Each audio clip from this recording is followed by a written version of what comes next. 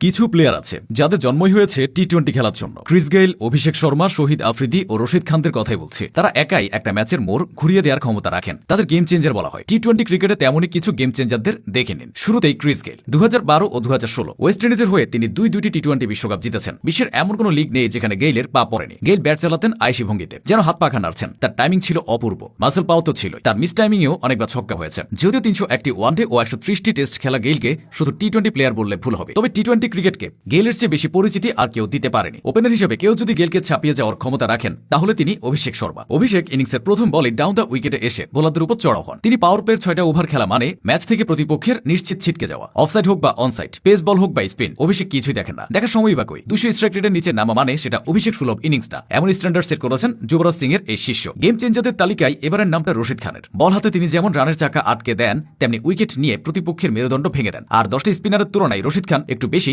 জোরের উপর বল করেন, অথচ লেন্থে গড়বড় হয় না। এখানে তিনি অনন্য। ব্যাট হাতে আবার ক্যামিও ইনিংস উপহার দিতে পারেন, ফিল্ডিং করেন জান প্রাণ দিয়ে। সব মিলিয়ে রশিদ খানকে টি-20 ক্রিকেটের কমপ্লিট প্যাকেজ বলা যায়। সুনীল নারিনও টি-20-র কমপ্লিট প্যাকেজ। রান চাপিয়ে রাখার অদ্ভুত ক্ষমতা আছে নারিনের। সুপার ওভারও মেইডেন দেওয়ার রেকর্ড আছে তার। নারিনের অ্যাকশন একই, কিন্তু ডেলিভারি 3 রকম: off spin, carrom ball, late undercut variation. Narine অন্য স্পিনারদের মতো বেশি লুপ দেন না। স্কিড করে বল দ্রুত ভেতরে ঢোকে, কখনো কখনো অস্বাভাবিক নিচু হয়। সব মিলিয়ে তিনি আদর্শ এক স্পিনার। ব্যাট হাতে যেদিন ছন্দে থাকেন সেদিন প্রতিপক্ষের পরিকল্পনায় ফাটল ধরিয়ে দেন। আন্দ্রে রাসেলও টি-20 ক্রিকেটের আদর্শ গেম চেঞ্জার। টার্গেট যত বেশি থাক, রাসেল আছে মানে ভরসা আছে। মাসেল পাওয়ারে রাসেলের ধারে কাছেও নেই অন্য কোনো ব্যাটার। আবার রাসেল থাকা মানে একটা বাড়তি পেসার নিয়ে খেলা। ক্যারিবিয়ান সোনালী সময়টা তিনি পেছনে ফেলে এসেছেন। চারের চেয়ে রাসেলের ব্যাটে ছক্কা আসতো বেশি। 86 ম্যাচে টি-20 ক্যারিয়ারে রাসেল 4 মেরেছেন 65টি, অথচ ছক্কা মেরেছেন 95টি, অর্থাৎ 4-এর চেয়ে 30টি ছক্কা বেশি। শহীদ আফ্রিদিকে ছাড়া গেম চেঞ্জারের তালিকাটা অসম্পূর্ণ থেকে যায়। আফ্রিদিকে গেম চেঞ্জারদের গুরু বলা যায়। খাদের কিনারা থেকে তিনি অনেকবার পাকিস্তানকে উদ্ধার করেছেন। 2009 বিশ্বকাপটা তার কল্যাণে এসেছিল। ফাইনালে খেলেছিলেন 40 বলে 54 রানের ম্যাচ উইনিং ইনিংস। গেম চেঞ্জারদের তালিকায় ট্রাভিস হেডের নামটাও নিতে হয়। ডেভিড ওয়ার্নারের অবসরের আগেই অস্ট্রেলিয়ার শিবিরে হেডের আগমন। হেড আরো বিধ্বংসী। তার কাছে 3 ফরম্যাটই টি-20 ফরম্যাট। হেড যেদিন দাঁড়িয়ে যান গ্যালারিতে সেদিন চক্কার বৃষ্টি নামে। ও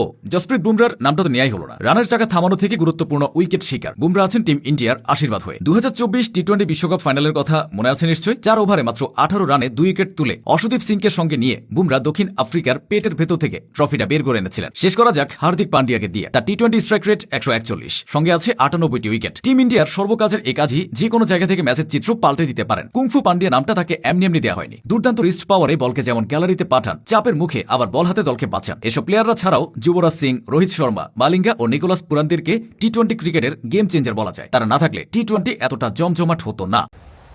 Just take a look at this. Ball quickly.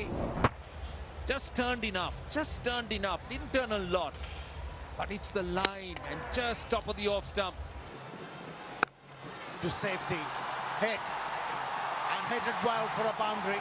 He's got the momentum. That's a good hit.